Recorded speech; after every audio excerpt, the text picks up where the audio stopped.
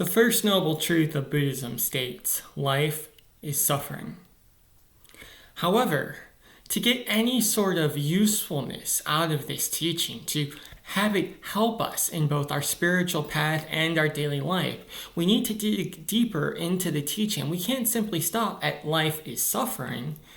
We have to understand the source of our suffering. More than that, we have to learn various ways to avoid suffering in the future. Not just for us, but for all sentient beings. To do this, we first need to understand the nature of reality. In the same way that a car mechanic must understand the nature of an engine to fix a car, we must understand the nature of our lives in order to avoid the suffering that comes with them. Now, I've talked about this in the past, so I won't go too deeply into the teaching. However, we as Buddhists believe that the world exists in three distinct layers. There is the first layer, which is mental imputations. These are our thoughts and feelings, our concepts about the world around us. This is the layer that says that the robe I'm wearing is blue, that the wall behind me is brown. Next, we have the dependent origination layer.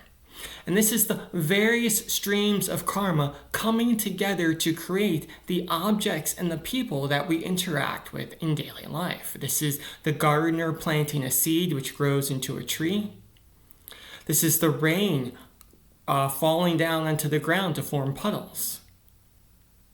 And finally, we have the thoroughly established or Buddha nature of reality.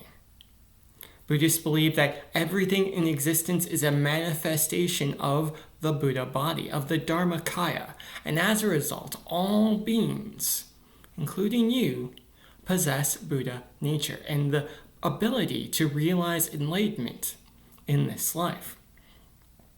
Now, suffering, as we experience it in our daily life, comes primarily from the mental imputations layer, meaning it comes as a result of the thoughts, feelings, and stories that we create about the world around us.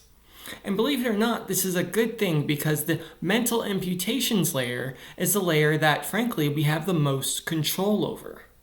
So if our suffering comes primarily from our minds, from our mental imputations, then we, as Buddhists, are quite able to deal with that suffering, learning skills and abilities to get rid of it.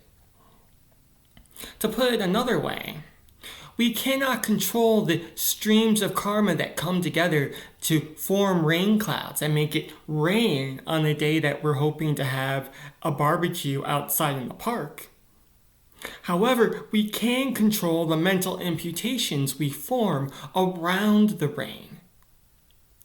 We can choose to be angry and depressed at how unfair it is that on this day of all days it decides to rain, or we can accept the dependent origination nature as it is.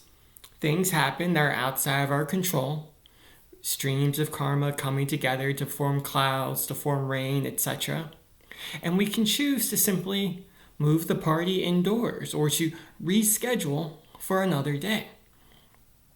The first option causes suffering for ourselves and others. The second option, however, avoids suffering for ourselves and others.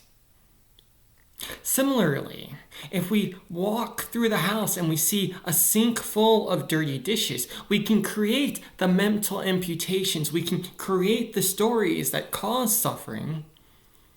Our partner should have washed the dishes. The food is probably caked on and it's going to attract ants.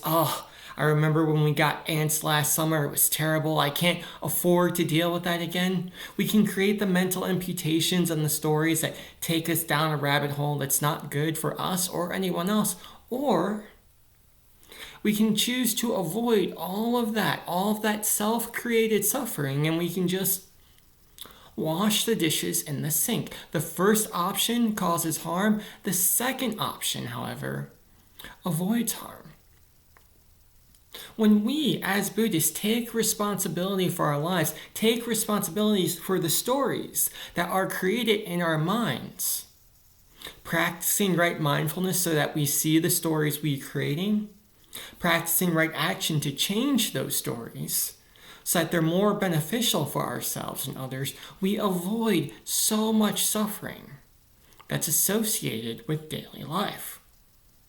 And what we find, at least what I've found in my own life, that it's not so much the world that changes, it's us that changes.